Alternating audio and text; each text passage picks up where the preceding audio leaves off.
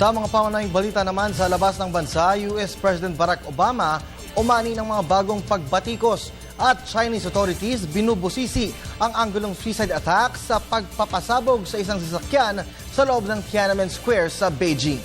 Ito ang mga Globe Balita ni Edwin Eusebio.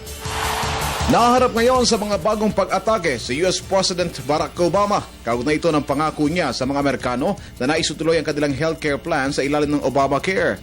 Ito ay matapos sa mga ulat na libo-libong mga Amerikano ang naharap ngayon sa cancellation notices. Ang paratang na ang pangako ni Obama ay isang panlilinlang ay mas malalim na banta ngayon sa literato ni Obama.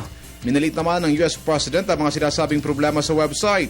Inihalin tulad lang ito ni Obama sa isang manong sirang cash register na nagpapaantala sa serbisyo sa ilalim ng 2010 Affordable Care Act na isang manong maayos na batas. Kaugnay nito, haharap sa pagdinig ng US Congress si Health and Human Services Secretary Kathleen Sebelius na unang pinanawagan ng Republican na magbitiw na.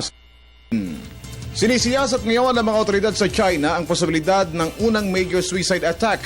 Ito ay matapos na mabatid na ang dalawang suspect ay mula sa Muslim-dominated Xinjiang.